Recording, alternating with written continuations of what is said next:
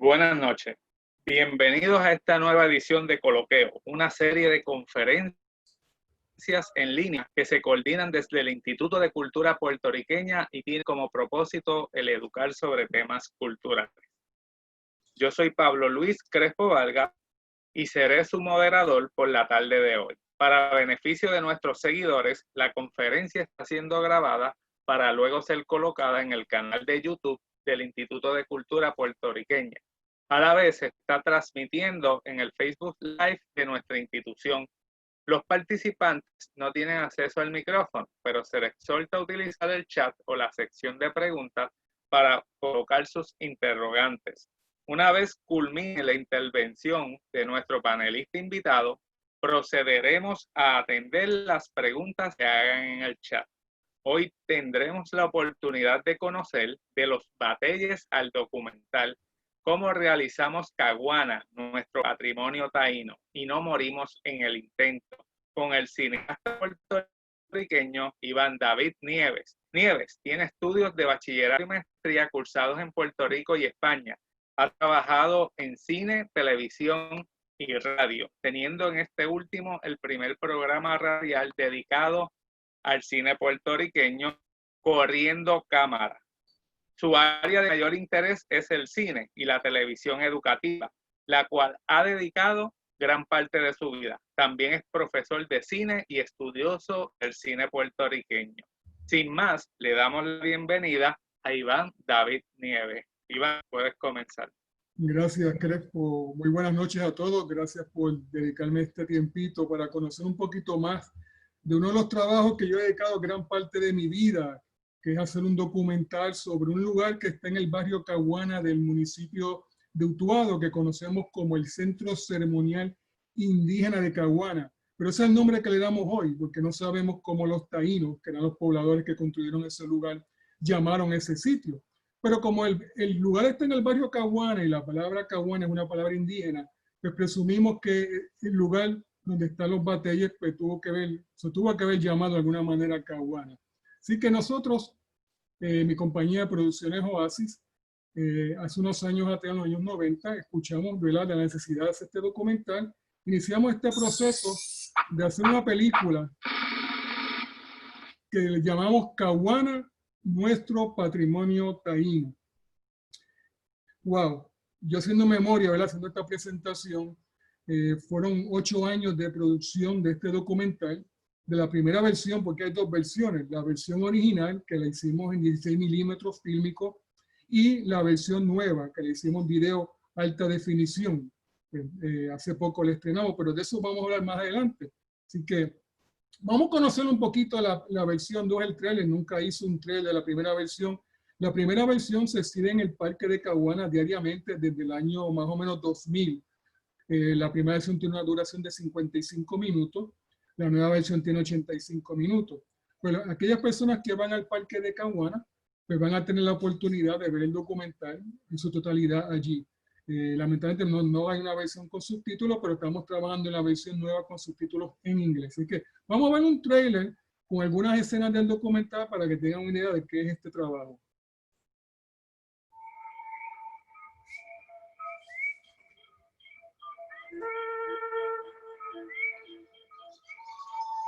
En el barrio Caguana del municipio de Utuado yacen los vestigios de un importante asentamiento indígena precolombino. En la actualidad, este lugar se conoce como el Centro Ceremonial Indígena de Caguana.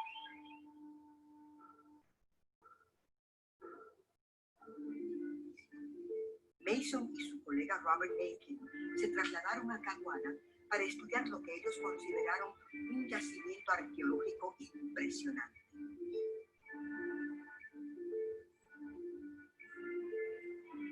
Todo lo que hay en Caguana, la calidad de sus petroglifos, la cantidad de redondeles de piedra, señalan que quien vivía allí tenía que ser un cacique importante.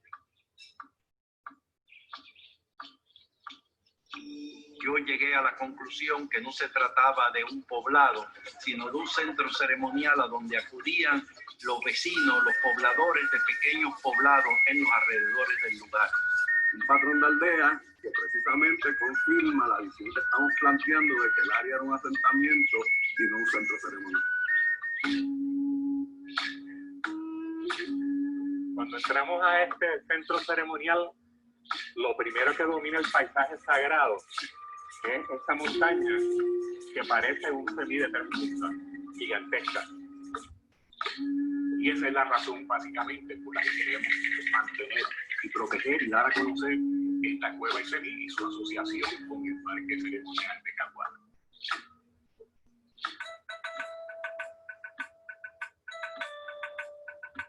Mi interés en los petroglifos de Caguana viene dado a que me di cuenta de que estos presentan una secuencia ordenada de temas y de personajes de carácter mítico que tienen que ver con la creación del mundo y del universo.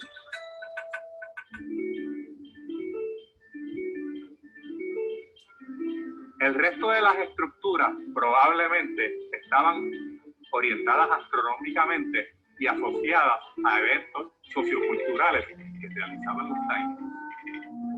El centro ceremonial Tutuado es la principal obra de ingeniería hecha por los indios taínos en el área del Caribe.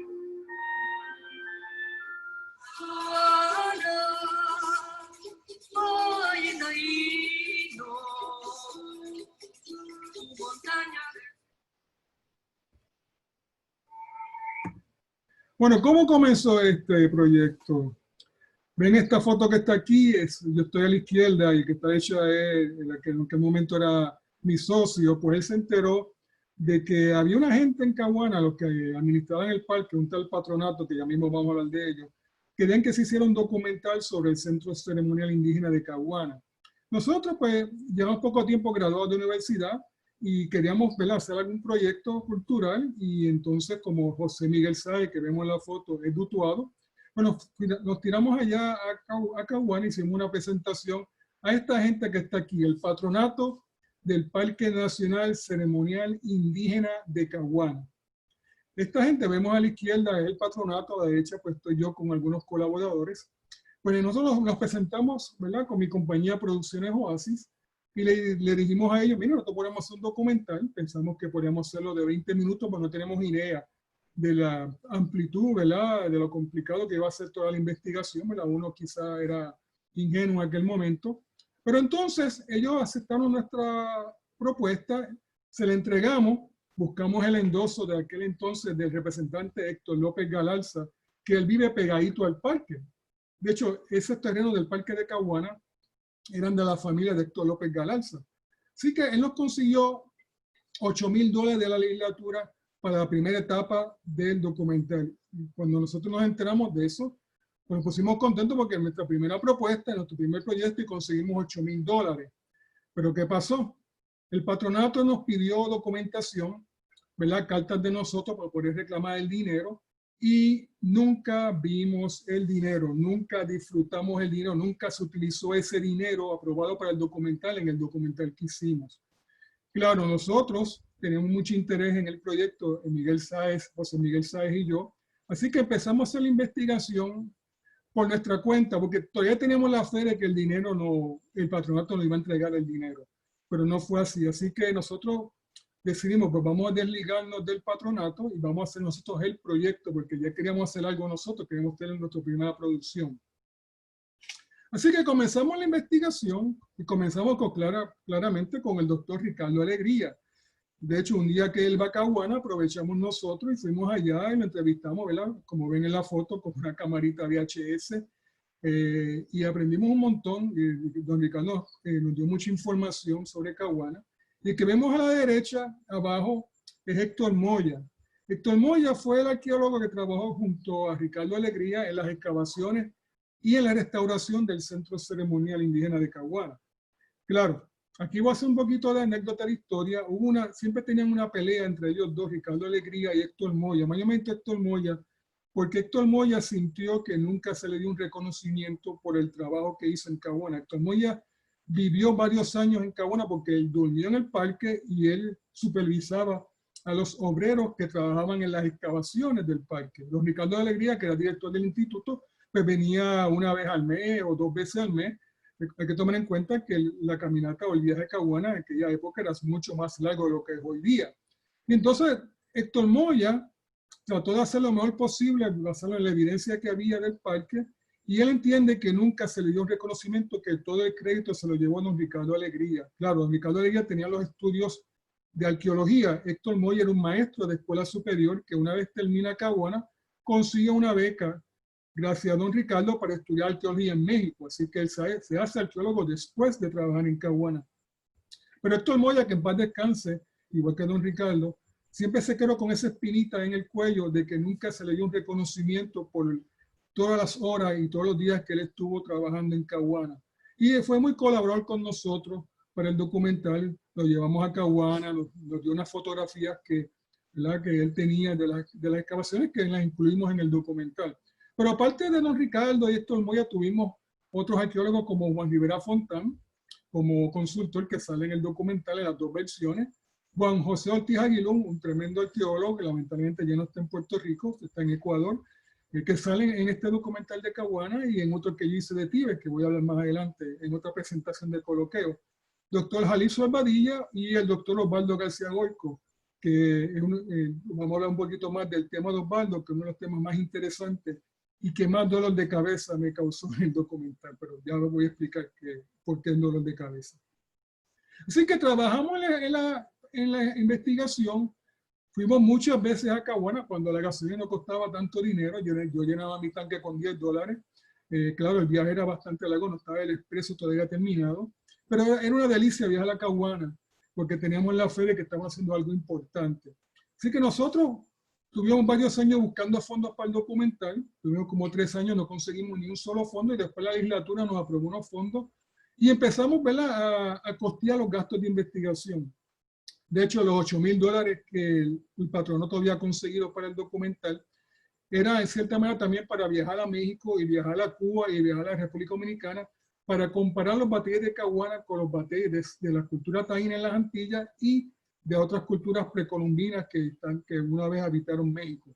Claro, al no tener ese dinero, pues descartamos viajar, aunque sí comparamos Caguana con los batalles de la República Dominicana a través de Luis Charlate, un arqueólogo dominicano radicado en Puerto Rico. Pero una de las cosas que logramos fue restaurar la película de don Ricardo Alegría del 49, que sale gran parte de ella en el documental. Reproducimos mapas de Caguana como parte de un proyecto que vamos a ver más adelante y copiamos tantas fotografías de las excavaciones, que fueron más de 400 fotos, y de la etapa de investigación nosotros íbamos documentando lo que hacíamos. Así que yo me puse a contar el otro día, teníamos más de 500 fotos tomadas en películas, no en digital, porque en digital estoy seguro que hubiese tomado más de 1.500 fotos.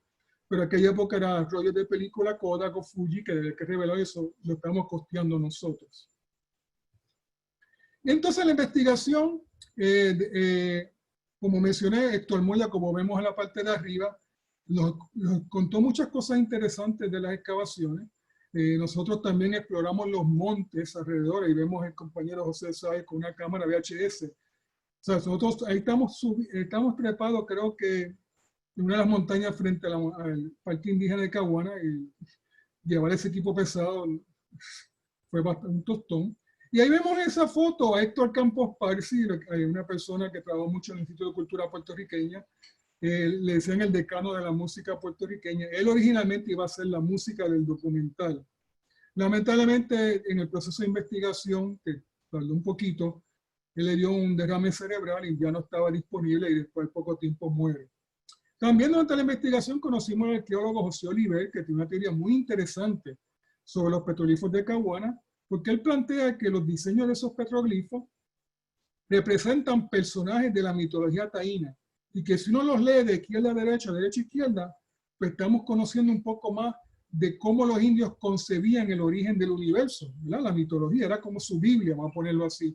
Así que decidimos también incluirlo en el documental de Caguana. Así que poco a poco fue creciendo, ¿verdad?, los temas del documental. Ya el documental ya iba a pasar de los 20 minutos, aunque originalmente era para 20 minutos para exhibirse en el parque.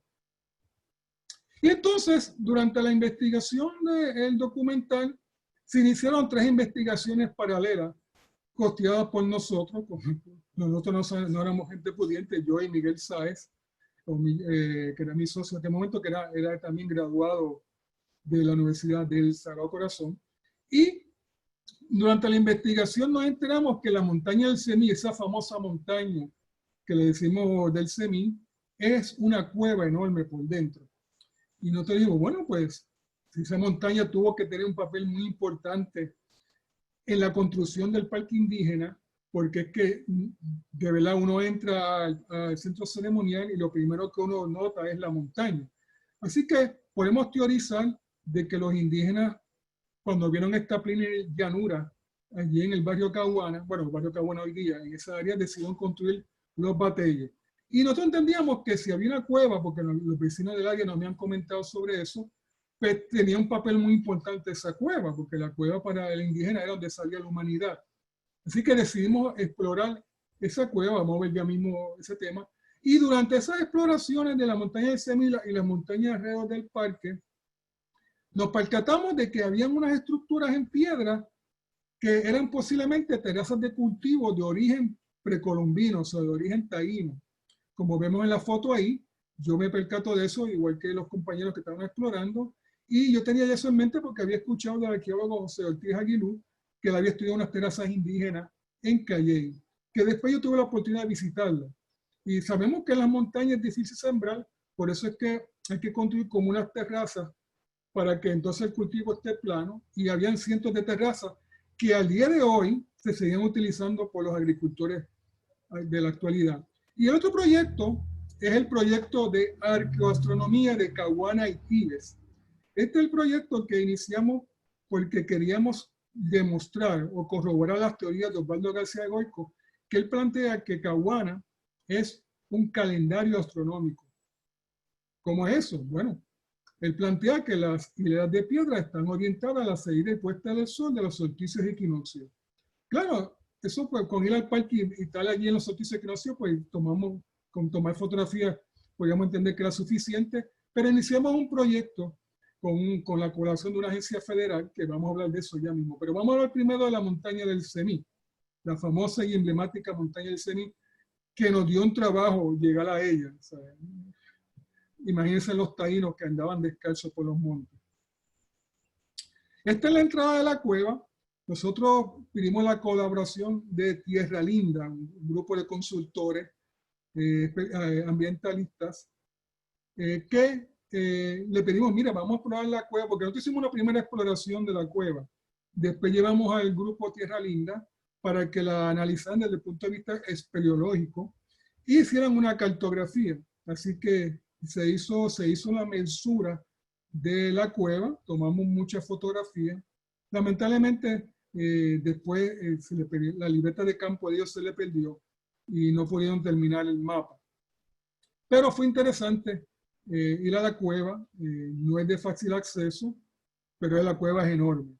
Lo que sí nos llamó la atención es que uno camina en dirección a la cueva y uno ve muchos fragmentos de cerámica, pequeñitos, vasijas, de origen indígena. Eso se percató Osvaldo García Goico, porque yo lo llevé a la cueva primero de llevar al grupo Tierra Linda, y como él es arqueólogo, él sabe lo que es una piedra versus un pedazo de vasija. Pero dentro de la cueva no vimos petroglifos ni nada indígena. Claro, nosotros no excavamos en la cueva, así que eso se lo dejamos a un arqueólogo en el futuro que quiera hacer excavaciones. A lo mejor le encuentra ahí algo, vasija o esqueleto. Pero entendemos que la cueva tuvo que haber sido conocida por los taínos, y quizá la moneda tan sagrada que nosotros debían tocar las paredes y llenarle de diseños indígenas.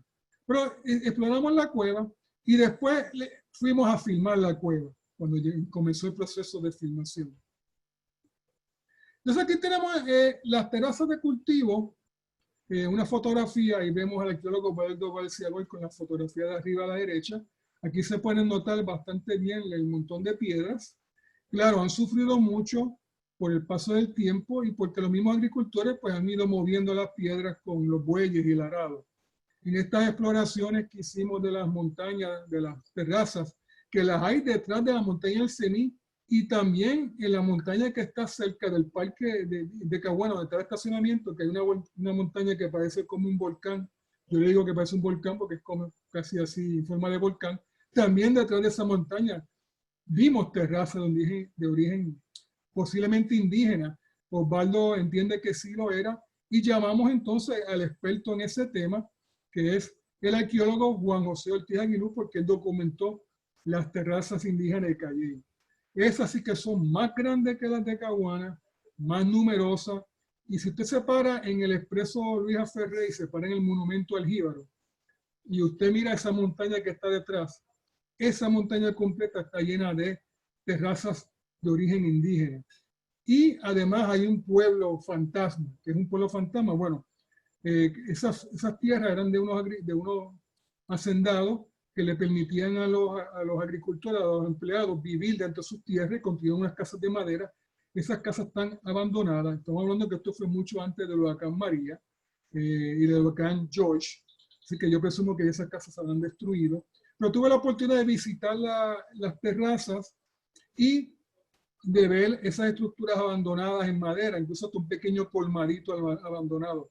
Entonces, pues yo hablé con Juan José Ortiz Aguilú, que en un momento dado, cuando yo comencé el documental de Caguana, él era el director del programa de arqueología del ICP. Ya él después que cambia de administración, pues lo deja y se convierte en profesor universitario. Y aquí estamos viendo que lleva un grupo de estudiantes a estas terrazas. De hecho, él pernoctó en esa área. Yo no pude ese día porque yo estaba enfermo y tuve que regresar. Pero Pepe, después lo filmamos y fuimos con la cámara y lo filmamos. Y él entonces en el documental habla de las terrazas. De hecho, hizo excavación y encontró cerámica indígena. Pero claro, todo alrededor de Caguana se ha encontrado cosas indígenas. O sea, que no podemos pensar que lo que conocemos hoy día como el Parque de Caguana es lo que los indios utilizaron. Los indios no construían verjas de circunferencia, así que todo ese valle, toda esa área era habitada por los taínos. Así que por todos lugares los vecinos siguen encontrando cosas indígenas. Lamentablemente, como no tenemos un museo grande de historia puertorriqueña, un museo de antropología como tiene Santo Domingo o México, pues todos estos materiales que encuentran los vecinos del área, tanto en Caguana como en el resto de la isla, no saben a dónde llevar esto. Y el Instituto de Cultura ya tiene los almacenes llenos de material arqueológico, así que tenemos un problema que resolver. Eso lo hago como una nota al calce de que necesitamos un museo de historia de Puerto Rico. Y Valleja yo creo que es el lugar perfecto. Y claro, ya Valleja tiene el Museo de las Américas, pero necesitamos hacer un museo sobre Puerto Rico para que todas las piezas del ICP estén exhibiéndose. Pues entonces Ortiz Aguilú, muy cordialmente, todo esto son trabajos voluntarios. Aquí no se le está pagando a Ortiz Aguilú ni a Osvaldo García Goico, todo lo hacen por amor, como quien dice, a Caguana y a la cultura indígena, a nuestros antepasados. Y aquí estamos viendo pues, cuando ya filmamos a Pepe, como su apodo, ¿verdad? Hace unos pozos de prueba y sí, encontró material y hace una pequeña explicación, ¿verdad?, de lo que él encontró. Estas terrazas en particular son las que están más cerca del parque, las que están detrás de la montaña que está mirando pues, casi pegadita al estacionamiento del parque. No estoy diciendo esto para que vayan ustedes por allá. De hecho, cuando hice la segunda versión del documental, decidí visitar esa área y ya estaban totalmente destruidas. Ya no queda rastro, ya no se reconoce el lugar. Así que yo entiendo que yo llegué el momento adecuado para documentar ese pedacito de historia indígena, ¿verdad? Que mucha gente no habla, porque mucha gente habla de las batallas ceremoniales, de los cení y la cerámica, pero hay otras cosas más que los indios dejaron. Así que tuve la oportunidad de documentar esta parte de la historia taína y está en el documental de Caguana. Y entonces el otro proyecto que casi fue un dolor de cabeza fue el proyecto de arqueastronomía. Y aquí entró el señor Ramón Carrasquillo, un agrimensor y hidrólogo que trabajaba para el Servicio Geológico Federal de los Estados Unidos, donde él logró que la agencia federal se involucrara en hacer los estudios de arqueastronomía, pero ellos fueron un poquito más allá, porque ellos actualizaron el mapa de Caguana, hicieron otros estudios adicionales en Caguana como parte de este proyecto. Y como verán, dice Tibes. O sea, que mientras estuvimos en Caguana, fuimos en varias ocasiones a Tibes porque el tema más problemático del documental era este tema. Y digo problemático porque los cronistas españoles no mencionaron en sus crónicas que los taínos tienen conocimiento astronómico. Yo una vez vi una crónica y no la encontré de nuevo, o sea, estuve buscándola, donde los taínos hacían una ceremonia de bendición de los panes el 21 de diciembre. Y sabemos que el 21 de diciembre es cuando comienza el invierno, que es el solsticio de invierno.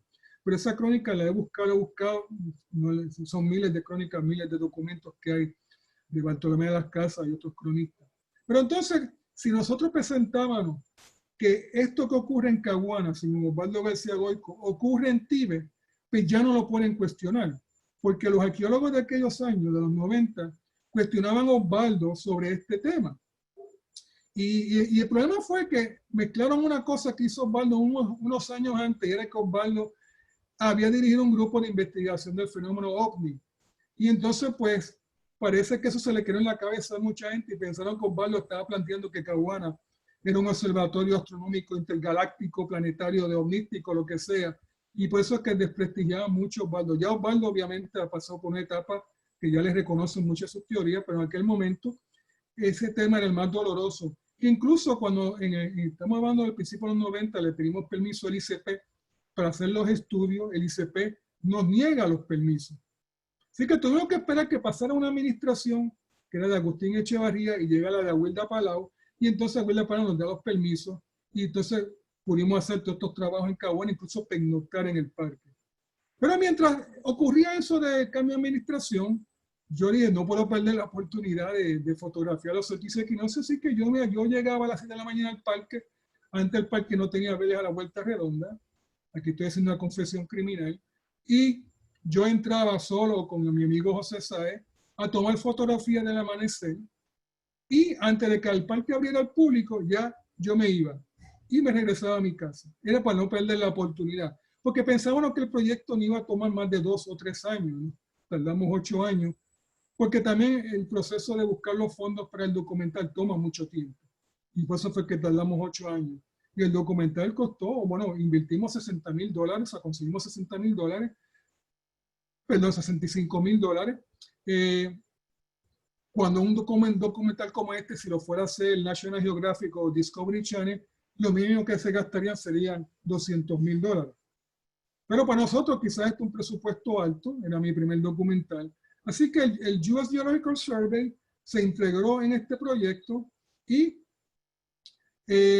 utilizamos los equipos de ellos sin costo adicional. Aquí estamos viendo cómo Ramón estaba tomando los azimutos con GPS de aquella época, ¿verdad? Los 90, ahora tenemos GPS en los celulares. Por aquella época no estaban tan disponibles los GPS y las laptops eran demasiado costosas. Así que Ramón y su equipo de trabajo hicieron estos trabajos de forma voluntaria, ¿sí? Con el endoso oficial de la agencia federal. Así que nosotros buscamos fotografías aéreas desde los años 30 para ir comparando los cambios en Caguana hasta el presente. También Ramón le dio con también hacer estudios en el río. O sea, fueron un montón de estudios y todo eso se fue documentando mientras ocurría. Todavía no habíamos comenzado la etapa de filmación. No teníamos todavía el dinero para filmar. Así que aquí vemos 2 fotografías. No entro mucho en el tema de arqueastronomía para que en otro coloquio, pues, Osvaldo sea el que hable sobre este tema, porque él fue el descubridor de esto, tanto en Caguana como en Tíbet. Pero vemos aquí cómo la calzada de piedras, estas 2 fotos son del 21 de marzo, que es el equinoccio de primavera. Vemos cómo la hilera de piedras está orientada a salida del sol. Claro, en Caguana hay muchas montañas, muchos árboles que se sembraron después que se abrió el parque al público, lo cual a veces hace un poco difícil tomar buena fotografía. Eso no ocurría en Tíbet. Tíbet no hay tantas montañas ni tanta vegetación, así que tomamos mejores fotografías en Tíbet que en Caguana. Pero en el documental de Caguana, las 2 versiones, comparamos los 2 parques, las orientaciones, así que ya no podemos decir que esto es casualidad. Tenemos que pensar que el ser humano tiene una necesidad urgente de medir el tiempo. Nosotros usamos relojes de pulsera, relojes en la pared de las casas, pero ellos obviamente usaban los marcadores que eran las piedras en el Parque Indígena de Caguana, porque también ellos tienen que saber cuándo llega la época de huracanes, como estamos ahora. Y sabemos que a partir del 21 de junio, que comienza el verano, es cuando ya vienen más tormentas y estos disturbios atmosféricos. Así que el taíno tiene que saber cuándo llega esa época para guardar comida, porque sabemos que el huracán le va a llevar todos los bohíos. Así que tienen que pensar en qué cueva guardar comida para cuando llegue el huracán y le fastidie todo el poblado. Así que nosotros fuimos muchas veces a Coahuila a hacer observaciones de día y de noche.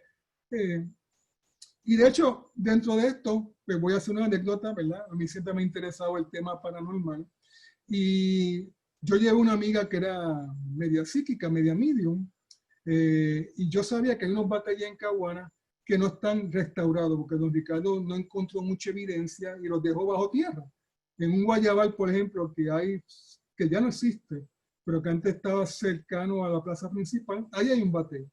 Pues yo llevé a esta amiga a caminar por los bateys y sentía energía de los indios. Pero cuando salíamos de los bateys no sentía nada. Pero cuando yo la llevé al guayabal, ella sintió energía de los indios. Yo no le había dicho que había un batey ahí. Y hay otro más también al lado del batey Guardianes, que es el que está, el batey bien largo que va hacia el norte. Ella también sintió energía de los indios. Así que pues, es una anécdota. Eso no lo mencionamos en el documental, porque eso no, pues, eso es entrar en espiritismo y cosas así. Pero hicimos el experimento de psicofonía y grabamos unos sonidos raros en Caguana de noche, que no lo pusimos en el documental, y hasta usamos la ouija. Locos estábamos, ¿verdad? Aquella época de errores de juventud. Pero son cosas que hacíamos, ¿verdad? En nuestro tiempo libre, ¿verdad? Cuando estamos en Caguana y teníamos que matar el tiempo. Aquí tenemos a Ramón haciendo unos estudios. Él está ahora mismo en esa foto, en el batey que está sin restaurar en el Guayabal. Así que él con esos equipos, él ponía unas agujas en el terreno que enviaban unas señales para identificar las hileras de piedra para tratar de reconstruir la forma del batey. Así que todos esos datos, esa parte no se incluía en el documental, y ya era demasiado largo. Pero esto es lo que quiero demostrar, que este proyecto fue bastante extenso, bastante complicado. ¿Y qué pasó con los chavos del patronato? Bueno, cuando gana la administración de Pedro Rosselló, ¿verdad? Yo decido ir a un senador, el senador Luis Felipe Navas, que era amigo de mi familia Nieves, de allá de Aguas Buenas, porque era senador de Cagua, y le pido que haga una investigación sobre qué pasó con los chavos del patronato. Y entonces hace la investigación y descubre, yo tengo la carta, que el patronato se había acercado al Departamento de Comunicación de la Universidad del Sagrado Corazón para que los estudiantes le hicieran un documental. Yo soy egresado de esa universidad. La universidad me estaba auspiciando, ¿verdad?, el documental con unos ciertos equipos que no me estaban cobrando por utilizarlo, igual que el estreno y todo eso. Y yo hablo con la directora del departamento y le planteo que estoy haciendo un documental, pero ella me dice que eso había quedado en nada, que habían hecho el acercamiento y quedó en nada, pero también gastaron parte de los dineros en una serigrafía.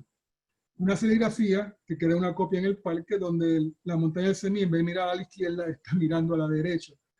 Y la mujer de Caguana también está invertida. Así que el dinero del documental lo usaron en otra cosa. A mí nunca me dieron una explicación el patronato porque no querían darnos el dinero. Pero entonces ese dinero, lo que sobró, si sobró algo, nunca lo usamos en el documental. Pero yo fui persistente y seguí sometiendo propuestas al gobierno, a fundaciones, buscar por aquí. Me recuerdo que hasta un médico nos dio dinero, la Coca-Cola nos regaló refresco, y por aquí fui tocando y poco a poco armamos el pote. Y llegó entonces la etapa de ya listo para filmar, y aquí entra el compañero José Artemio Torres.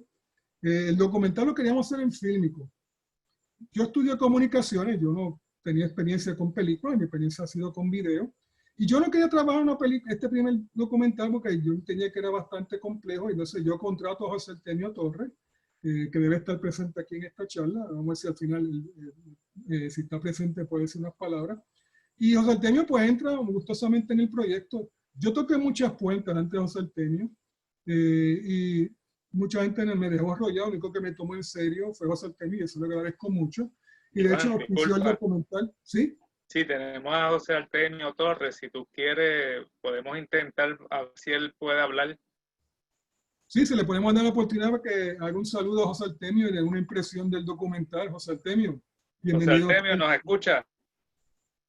Si José Artemio tiene cámara, lo puede prender los micrófonos. Por lo menos el micrófono podría usarlo en este momento. Sí, ¿me oyen? Sí, te escuchamos. Saludos. Qué bueno, saludos a todos.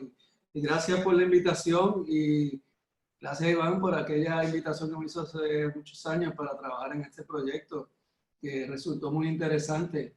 Obviamente yo conocí a Caguana, yo trabajé en el instituto, una vez hicimos un guaiteado allí, cuando los panamericanos, todo muy interesante, pero todo este viaje en el que Iván nos puso a hacer en esta travesía, pues se revelaron cosas muy interesantes sobre Caguana. Lo bueno es que fue un documental especulativo, muy, como deben ser todos los documentales, ¿verdad? Que no, uno empieza con unas ideas, con quizás un bosquejo, con unos temas, pero va descubriendo otras cosas, otros temas, otros puntos, ¿verdad? Otra información, y eso es parte de lo que debe ser un documental. O sea, un documental cuando empieza, está eso mismo, empezando, ¿no? Falta un montón porque, y no solamente aunque tú tengas un itinerario de filmación y hoy vamos para Caguana, vamos a entrevistar a don Ricardo o a otro cualquier otro de los arqueólogos y demás, pero, y tienes unas preguntas, porque obviamente hay que prepararse, ¿verdad? Pero siempre van surgiendo cosas, y en este caso, pues quizá, yo pienso, no solamente se tardó porque hubiese dificultades, financiamiento y todo eso, pero sí yo creo que se tardó porque Iván iba rebuscando todo el tiempo nuevos temas, y cada tema se extendía y demás, y eso pues lo hizo muy interesante. Y yo creo que, ¿verdad? Aunque yo estuve involucrado, debo decir que esa es la gran aportación del documental, que trajo no solamente lo de la gastronomía, ¿verdad? Que eso fue totalmente nuevo, pero cuando uno se pone, nos poníamos a conversar con todos, las personas que entrevistamos, que iban dando su visión, su teoría, ¿verdad? De explicación de por qué se construyó ese lugar, cuál era el uso que tenía. Pues ahí todo se convertía muy, muy, muy interesante, ¿verdad? Y lo que más me impresionó, que yo pienso que es lo mismo que pasa con las pirámides de Egipto, es que eso presupone, y yo creo que eso, no sé si fue Jalil que lo dijo o el mismo don Ricardo, es que el poder construir un espacio, ¿verdad? Como ese, con unas medidas, con unas ubicaciones de piedra aquí y allá, y una orientación y demás, eso pues revela una organización social, lo cual quiere decir que los indios de aquella época pues no eran unas meras tribus que andaban por ahí, ¿verdad? Aquí y allá, sino que había una organización social y había también una jerarquía, porque alguien tenía que estar a cargo de ese proyecto, ¿verdad? Eso no puede hacer a lo loco. Alguien tenía que decir, ahora vamos a hacer esto, vamos a hacer otro, hoy lo vamos a dedicar a esto y lo otro. Y eso es bien interesante, claro. Y eso, pues, como decía, claro, en las pirámides de Egipto ellos tenían miles de esclavos también, que acá yo creo que no era el caso. Pero eso es lo interesante de todas esas edificaciones de la antigüedad, de que presuponen ya un desarrollo social de esos grupos. Y en este caso, pues, la civilización egipcia pues, obviamente estaba más desarrollada, pero ya se nota, se ve en un proyecto como el de Caguana, de que nuestros indios pues tenían ya estaban organizados. No, y que si comparamos Caguana con Tíbet, el tamaño de las piedras de Caguana para mover esas piedras, que son sumamente pesadas, son mucho más grandes, tenían que estar los indios bien motivados. Y segundo, tener un cacique con mucho poder para obligarlos a ellos a mover esas piedras, pero es otra cultura, es otra mentalidad. Nosotros pues somos más cómodos, ellos pues tenían más tiempo, ¿verdad?, para hacer estas cosas. Y yo agradezco, ¿verdad?, que José Artemio haya participado en este documental y que también haya auspiciado con su compañera Linterna Mágica. Así que fue uno de los auspiciadores de este magno documental de Caguana. Vamos a ir un poquito rapidito aquí para que se va el tiempo. Pues miren, la primera filmación la comenzamos precisamente en el equinoccio de primavera, el 21 de marzo de 1995, hicimos una conferencia de prensa el mismo día, porque después de 3 o 4 años buscando chavos, pues por fin teníamos algo para comenzar. No para hacer el proyecto completo, porque yo seguí sometiendo propuestas año tras año, pero teníamos algo, hicimos una conferencia de prensa y ahí vemos varias de las personas que asistieron a la conferencia de prensa. Así que ahí tenemos la cámara de José Artemio que usamos para hacer la película, hicimos camisetas y todo, así que... Y ese día no llovió, porque siempre que hacíamos investigación en Caguana, siempre que íbamos al parque, después del mediodía cayó un aguacero tipo tormenta, pero ese día como que todos los astros o lo que sea, los dioses de los indios nos ayudaron mucho. Pero hago un paréntesis de que a pesar que tuvimos 8 años, ¿verdad?, haciendo el documental, uno puede pensar que más que por la búsqueda de dinero, es que también tuvimos muchos problemas y llegó un momento que yo tenía mucha mala suerte con el proyecto. Llegué a pensar que tenía una maldición detrás de mí. Yo lo decía a veces relajando, la maldición de Caguana. Y voy a explicar más adelante que esta me siguió a México, porque terminamos la película en Ciudad México. Y digo, por ejemplo, que citaba gente para unirme y de momento esa gente tenía un pequeño accidente, se caían o se enfermaban y se cancelaba la reunión. Y uno puede decir que eso es casualidad, que ya me estoy volviendo loco, pero tuvimos una serie de mala suerte. Y lo que yo descubrí, y esto es un punto aparte, no tomen nota de esto, pero es que cuando yo hablo con un espiritista me dijeron que yo nunca le pedí permiso a los espíritus de Caguana, que están allí todavía, crea usted o no lo crea, para hacer el trabajo. Así que yo me metí con mi grupo de gente a hacer estas investigaciones y que yo creo que en cierta manera se molestaron conmigo, me lo hicieron difícil. Ya cuando hacemos la segunda versión, ya ellos habían visto la película de los indios, los espíritus, y no me molestaron y todo fluyó sin ningún problema, pero la primera vez fue bastante que yo tuve que superar y luchar, y José Artemio sabe mucho de eso, yo se lo contaba todo. Y aquí tenemos otras fotos de la filmación. Aquí vemos cuando entrevistamos a Charlata en su laboratorio. Miren el equipo que llevamos de filmación, de dolly, grúa. Bueno, esto era una superproducción. Esto no era un videíto sobre Caguana, esto era una película sobre el parque indígena de Caguana. Entonces, aquí tenemos la filmación de la cueva, la foto de la derecha arriba, que lamentablemente quedó muy oscura y la tuvimos que eliminar del documental. Y aquí a la izquierda, ahí abajo, tenemos la entrevista que hicimos Osvaldo García Goico y José Oliver. José Oliver, yo le pagué un pasaje para que viniera a Puerto Rico para entrevistarlo sobre su teoría. Cuando llega a Puerto Rico un viernes, le iban a entrevistar, me parece que sábado. De momento ese viernes se anuncia que viene un huracán para Puerto Rico el sábado o el domingo, por ahí. Tuvimos que, yo digo, diablo, yo estoy pagando un pasaje a este hombre para que venga para acá. La cosa es que el huracán se desvía y entonces hacemos la entrevista el lunes. Pero todavía Yocajú estaba molesto conmigo y cuando llegó el rollo revelado, lamentablemente quedó todo fuera de foco. Había un problema con el lente de la cámara y así que tuve que esperar el año después que él llegara por su cuenta a Oliver a hacer unos trabajos en Puerto Rico para entonces entrevistarlo. Así que fue un día de trabajo que perdimos lamentablemente. Y ahí estamos, ahí es que entra también esto de la maldición de Caguana. Y aquí entonces tenemos la filmación que hicimos en el Servicio Geológico Federal, fueron muy amables con nosotros, y el grupo de gente que está a la derecha son miembros de la Sociedad Espeleológica de Puerto Rico, que cuando vean el documental, que ya mismo lo vamos a sacar el DVD con la versión original, la versión nueva y con extras como el making of y las escenas eliminadas y otras cosas más, ellos participan como los turistas que están visitando el parque. Así que en las dos versiones la Sociedad Espeleológica participa con nosotros, incluyendo la filmación de la cueva, de la montaña del Seno. Y entonces, ¿qué pasó? Tuvimos un lío con Venezuela bien feo. Yo buscando economía, ¿verdad? Porque estamos haciendo esto en Fílmico y había que enviar los rollos a Estados Unidos y sabemos que allá todo es más caro. Entonces, la Corporación de Cine de Puerto Rico me recomienda que vaya a enviar las películas a un laboratorio en Venezuela. Y yo hago los acuerdos con el laboratorio y fue tremendo. Miró un magnífico precio porque incluía mezcla de sonido, opticales, todo lo que se hace en Fílmico. Y yo envío las películas para allá. Pero la Corporación de Cine de Venezuela, que yo me contacté con ellos primero, no me explica cómo hacer el paquete.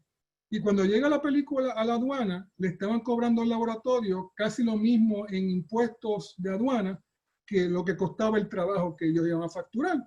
Y yo me dijo, señor Nieves, nosotros no podemos pagar eso porque no vamos a tener ganancia, usted lo va a pagar. Y cuando yo vi el precio, yo tampoco lo voy a pagar, pues yo dije, pues no lo acepten, devuélvenlo. Y tuvieron la película en la aduana que no querían devolverla. La compañía Airborne Express, que era la compañía que hizo el envío, estaba ofreciendo pagar los arbitrios. No quería la aduana soltarlo. Yo hablo con el cónsul de Venezuela en Puerto Rico. No podía hacer nada el cónsul de Venezuela. Hasta que decidimos hacerle un media tour, mandamos comunicados de prensa a todos los medios en Puerto Rico. Aquí vemos unos ejemplos de esos comunicados. El San Western nos hace una entrevista y él entrevista al cónsul de Venezuela para crearle presión. Y en 5 días estaban las películas, no tuvimos que pagar ningunos arbitrios. Pero estábamos asustados porque esas películas tuvieron 3 meses, esas latas sin revelar, y teníamos miedo de que se hubiesen dañado, pero gracias a Dios y a Caguana no se dañaron las películas. Y decidí entonces después enviarlas a Nueva York, aunque fuera más caro, era más seguro. Así que Venezuela perdió una oportunidad de hacer negocios con nosotros, porque ya yo no recomiendo, bueno, en aquel momento yo no recomendaba a ningún cineasta puertorriqueño enviar las cosas a Venezuela. Y era peor, porque en aquella época no estaba Hugo Chávez todavía en el poder. Después de que llega Hugo Chávez, sabemos todo lo que pasó con Venezuela. Y entonces, para producción, tenemos que Idalia Pérez Garay, es la narradora del documental, y Ricardo Fabre, que es un español radicado en Puerto Rico, es el que narra los mitos españoles, ¿verdad?, dentro del documental. Y tenemos al grupo Pasataíno con el Balugo, que hizo música orgánica para la película, y de hecho, pues también conseguimos auspicio de un estudio pequeño de grabación aquí en Carolina, y ella trajo, wow, como 100 instrumentos indígenas. Wow. Pero parte de lo rico del documental de Caguana es la música.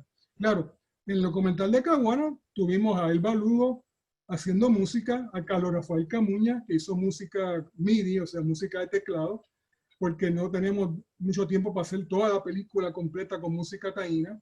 Así que la mitad de la película tiene música de Carlos Rafael Camuña, otra mitad del Balugo, y la parte de los mitos la hace el amigo mío José Pasalaco. Ya para la versión 2 entra Enrique Cárdenas, nos dona una música de ellos, de él, de su grupo, y el grupo Guatuma Cuba Boriquén, que entonces ya vamos a ver cuál es la participación de este grupo en la nueva versión del documental de Caguana. Y entonces cuando teníamos que terminar la película, pero yo quería que la película se exhibiera en su formato original fílmico, con un proyector 16 milímetros. Pero yo viajo a México para terminar la película, yo llego a México un viernes y me llaman el sábado a mi hotel de que el lunes llegaba el huracán Joshua a Puerto Rico.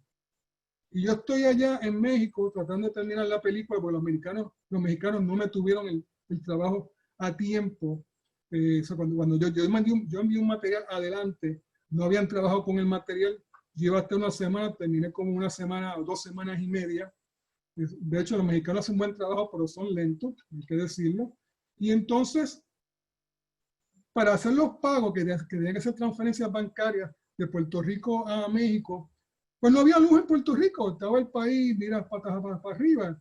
Y entonces, yo iba al Banco de México para pedir una transferencia de fondos del Banco Popular al Banco de México, y el Banco de México ni siquiera quería pagar la llamada telefónica de larga distancia. Un banco que cuando uno entraba, las paredes y el techo y el piso eran en mármol. Y tuve que llamar un teléfono Collect del Banco Popular, gracias a Dios que el Banco Popular tiene un buen servicio en eso, y llamamos Collect del Banco de México al Banco Popular para hacer las transferencias de dinero para pagarle los servicios, porque en Venezuela iba a ser una sola compañía que iba a hacer todos los servicios. En México fueron varias compañías. Así que fue un lío porque no cogían tarjetas de crédito y tampoco cheques, había que hacer transferencias bancarias. Entonces, si no había luz en Puerto Rico, el banco estaba encerrado. El lío que yo tuve para poder hacer los pagos allá a México. Y entonces, se estrena la película en Puerto Rico en el Festival de Cine de San Juan. Yo veo que la película tiene mucho sucio porque cuando la imprimieron en México no la habían limpiado. De hecho, tengo que hacer un comentario en México. Cuando estaban imprimiendo la película en México, se daña, o sea, hay un cortocircuito en el laboratorio y se queda sin luz. Tuvieron que parar la impresión de mi película y esperar a arreglar la cablería eléctrica. Me hicieron un trabajo malo con los títulos. Tuve que después en México hacer una transferencia de fílmico a video, donde yo salí a las 5 de la mañana de la compañía Video Mega y a las 9 creo que se iba el avión de México para Miami. Así que yo tuve que, y no habían terminado de hacerme los transfers. Así que yo tuve que salir para el hotel, cogí mis maletas y entonces la gente de Biomega me iba a llevar los videos al aeropuerto.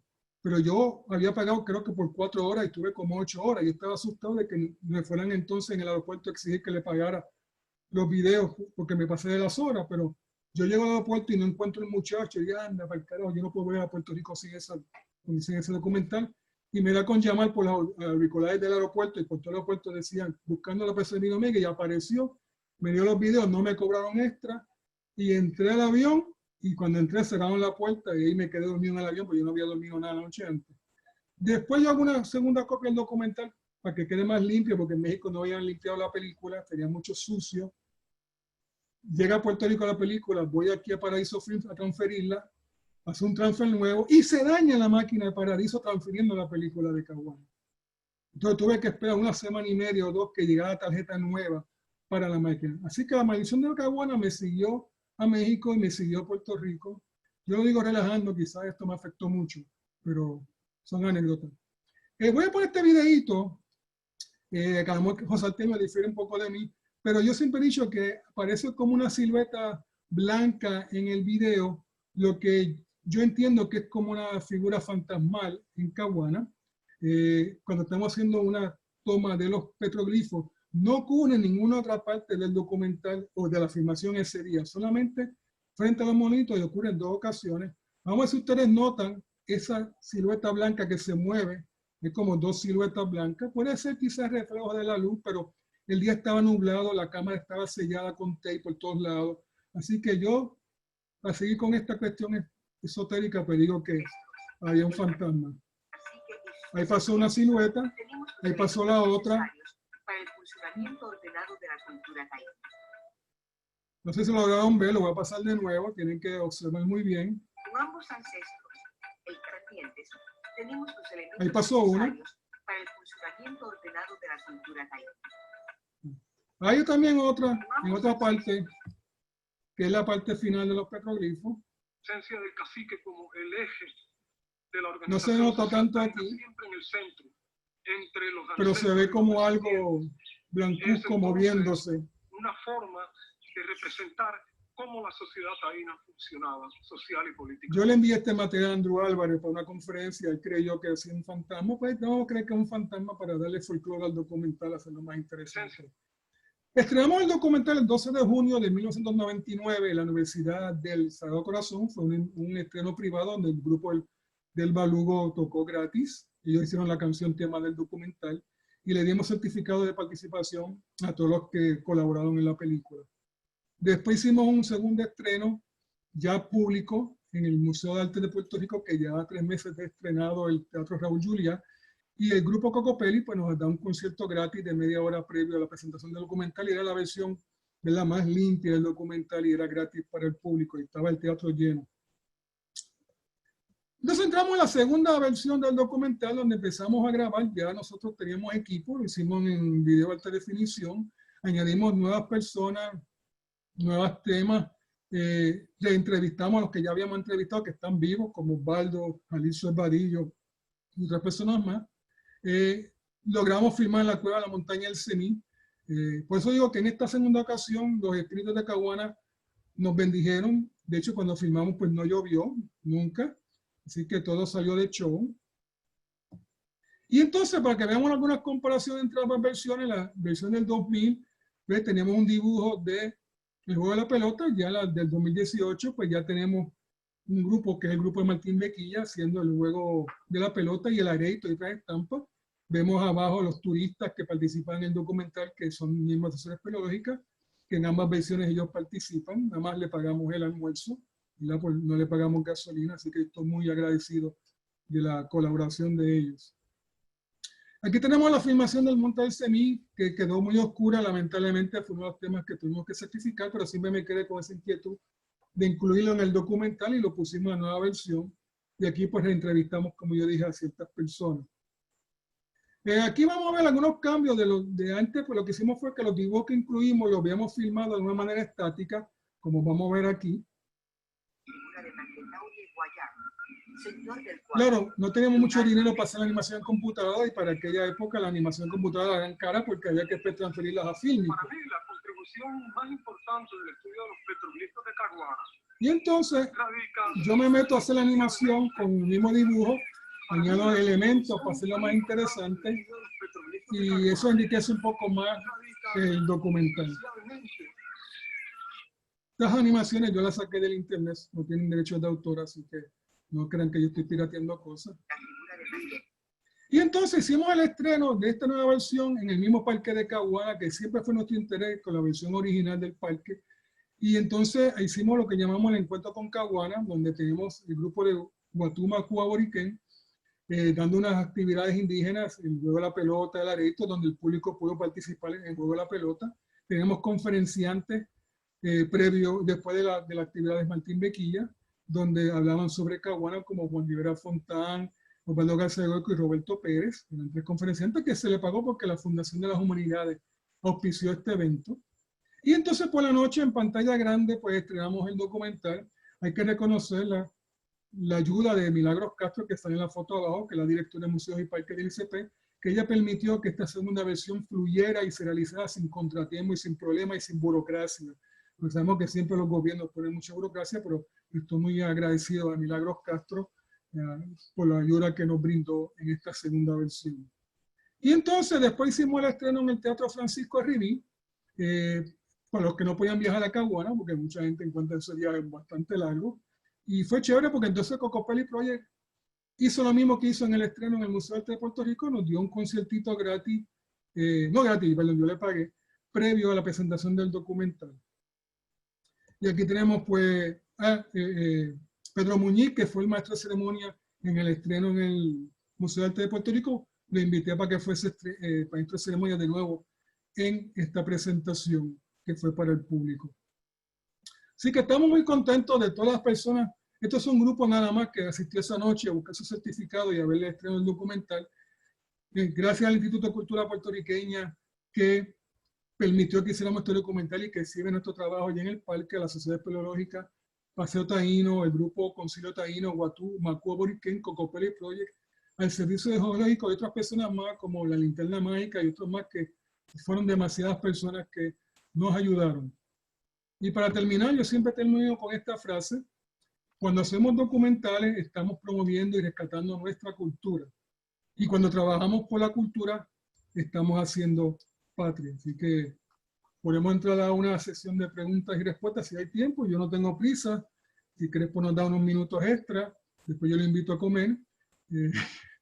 Gracias, Iván. Y nada, tengo varias preguntas que el público ha hecho, ¿verdad? Voy a tratar de hacer una selección de las que considero las más importantes por la cuestión de tiempo. La primera, ¿cuál es el próximo proyecto, Iván, que tú tienes, fílmico? Bueno, después de Caguana hicimos el documental de Tibes, que de hecho podemos hacer un coloquio más adelante sobre el documental de Tibes. Lo trabajamos. Después de Caguana, de Tibes, volví con Caguana, la versión nueva. Entonces también estoy haciendo un documental sobre la directora de teatro Victoria Espinosa. Sabemos que el ICP tiene un teatro que se llama Victoria Espinosa. Ese es un trabajo en progreso, estamos buscando fondos. Todavía si quieren les puedo presentar un trailer, pero vamos primero a contestar las preguntas del público antes de presentar el trailer, si es que da el tiempo para el trailer. Gracias, Iván. Me preguntan por aquí, ¿cuánto tiempo toma realizar este documental? El tiempo en filmación, el tiempo en preparación, todo eso, ¿cuánto tiempo toma? Mira, si tuviésemos el dinero completo desde el principio, los $65,000, quizás en un mes hubiésemos hecho la filmación y de hecho la edición tomó 3 meses porque eran películas, picando películas a la antigua. Así que quizás si hubiésemos tenido el dinero, 1 año. Pero cuando no tenemos el dinero y hay que hacer propuestas, esperar que te contesten sí o no, después esperar que te llegue el contrato para buscar los chavos y no te dan el dinero completo, te dan un porcentaje primero, pero tú tienes que gastarlo, rendirle un informe para que te den el resto del dinero, para entonces tú pagarle a la gente que le debe, para someter otra propuesta en unos meses más adelante. Es un proceso tedioso. Si tuviese los $200,000 como tiene Discovery Channel o National Geographic, pues podríamos hacer documentales más rápido. De hecho, cada capítulo es un documental de la serie Discovery Channel. El presupuesto está de $150,000 a $300,000. Y cuando uno ve la calidad de producción, o sea, uno dice, wow, con el cine yo puedo hacer muchos documentales, no solamente uno. Pero también son las escalas salariales que hay en Estados Unidos. Y aquí también en Puerto Rico, yo logré, ¿verdad?, que la gente me cobraran menos porque yo les pagaba al final del día o al final del segundo día, tercer día de filmación. Y eso le gusta a la gente. Porque un problema que hay en la industria de cine en Puerto Rico, por lo menos la publicitaria, es que los técnicos tienden a cobrar 30 días, 2 meses más tarde y eso les molesta a ellos. Si yo tengo el dinero, pues yo te pago, entonces pues no me cobra horas extra y así podemos hacer el trabajo. Y así hacemos todos nosotros los cineastas. Regateamos, hacemos truqueo, o sea, no truqueo, perdón, intercambio, la palabra trueque. Hacemos magia, se hace magia, Iván, magia. Yo ayudo a otros cineastas no cobrándole y él me ayuda a mí no cobrándome. Ese es un trueque que hacemos aquí en Puerto Rico para poder hacer cine educativo y hacer cortometraje. Próxima pregunta. Sí, súper, Iván. ¿Cuál fue la aceptación del documental, según lo que tú sentiste? Mira, hicimos muchas exhibiciones. Fue muy buena. Yo tengo que comentar algo con tristeza, que yo pensé que el público más cautivo iba a ser el público universitario. Y lamentablemente en algunas presentaciones que hizo la universidad yo no sentía ese interés de los estudiantes. Sí, las otras presentaciones fuera del circuito universitario, que iba la gente por su cuenta, pues sí, yo notaba un interés. Incluso cuando yo promocionaba las exhibiciones por radio, pues llamaban a la emisora. Y hay un grupo, una población puertorriqueña muy interesada en el tema taíno, pero no es el tema, no es el grupo estudiantil. Y eso me dolió mucho porque fui a escuelas también, de escuela superior, y pasaba lo mismo, los estudiantes se distraían, empezaban a tirar papelitos, y yo dije, bueno, yo no vuelvo a escuelas públicas, escuela superior, porque lamentablemente no entienden estas cosas, y además también tengo que entender que el documental es largo, y si, como esto no tiene efectos especiales, pues los jóvenes pues, se aburren. Pero hay un público que le gustó, que siempre me apoyaban, que siempre compraban copias del DVD, y lo siento, porque después del año pasado hicimos unas exhibiciones de la versión nueva del documental por diferentes lugares en la isla, y se formaron unos coloquios interesantes, yo con el público, que me hizo sentir, ¿verdad?, que valió la pena hacer este trabajo. ¿Próxima pregunta? Sí, bueno, Iván, ya básicamente se nos ha acabado el tiempo, ¿verdad? Mencionaste que tenías un corto para presentar. Si un trailer sí, del documental de Victoria Espinosa. Podría presentar el de Tibes y el de Victoria, si me das el tiempo. Bueno, sí, déjame dar las palabras para finalizar el proyecto en lo que tú te vas preparando y terminamos con él, ¿está bien? No, ya está en la presentación, ya está ahí, la próxima gráfica está el trailer. Así pues, que vamos a ver el de Tibes y después el de Victoria Espinosa. Vale. Ahí vamos.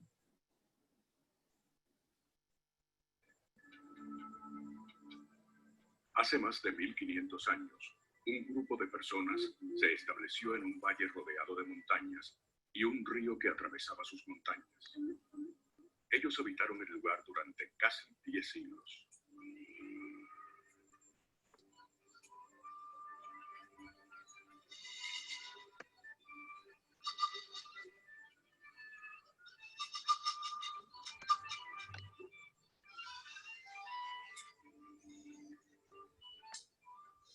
De acuerdo con la arqueología puertorriqueña, Tibes fue habitado por dos grupos culturales agroalfareros en épocas distintas.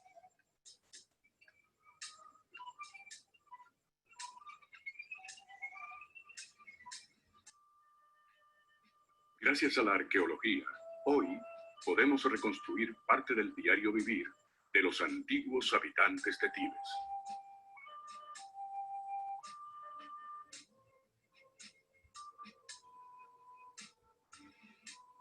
En el análisis de Tibes tiene que dirigirse a si esta construcción fue debido a unas decisiones de consenso o unas decisiones hechas por 2 o 3 que obligaron a una fuerza laboral a construir esta estructura.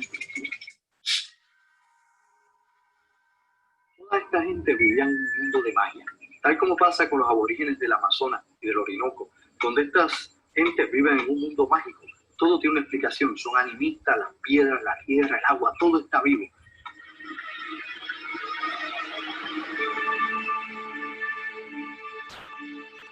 de las orillas. Aquí hubo un problema técnico. Parece que vamos entonces ya estaba terminando el trailer. Sí, vamos entonces al de Victoria Espinosa, que es el que estoy trabajando ahora. Y una vez me dijeron, pues yo decía que yo iba a ser artista. Y una vez, eso sí lo recuerdo, me dijeron, pues tú vas a ser artista de Harlem. Y yo empecé a decirle a todo el mundo, yo iba a ser artista de Harlem porque no sabía lo que era. Yo voy a ser artista de Harlem. Entonces alguien una vez me dijo lo que era ser artista de Harlem. Y dejé de hacerlo. Una mujer eterna e incansable, cuyo compromiso primordial es el teatro y Puerto Rico. Seguir a Victoria es seguir un manual de ética hacia el teatro. Su calidad humana está fundida a su excelencia como artista. Victoria se convirtió en la figura capital, indudablemente, de la dirección escénica del país puertorriqueño. Y como además ella ha escrito teatro, ella sabe lo que es verdaderamente trabajar un personaje teatral, y a eso se debe su triunfo. Victoria fue la primera directora que trajo los desnudos el tema de la homosexualidad del teatro, y siempre lo trajo con buen gusto. Y que ella inclusive tomaba personajes que en un momento podían verse visibles, y el tratamiento que le daba lo transformaba. ¿De qué depende de que refugiados haitianos sean patrocinados por familias puertorriqueñas? Depende de que sean declarados refugiados políticos por el gobierno de Estados Unidos. Tan pronto así sea, pues ellos pueden estar en cualquier territorio norteamericano, inclusive Puerto Rico. Mi nombre es Victoria Espinosa, yo soy la directora de la obra Etus. ¡No, la obscenidad! ¡No, la pornografía! ¿Alguno de ustedes sabe de qué se trata la obra? No. Entonces, ¿por qué están protestando? Su compromiso hacia nuestra nación se manifiesta en todo lo que ella hace. Vicky decía que el actor no se enferma. Eso no era posible. El actor se muere. Victoria siempre habló lo que tenía que hablar, pero con firmeza, con determinación y con conocimiento de causa. Fui hasta donde pude, porque siempre traté de ayudar a donde podía a la clase teatral, a mi gente, como yo les decía. Yo me agradecida a la vida, a Dios, que yo me he realizado plenamente en todos los sentidos, en los buenos y en los malos, para poder ser humano completo. Federico, estás en mí, yo estoy en ti, porque hemos compartido la vida. Sí, estaremos siempre juntos.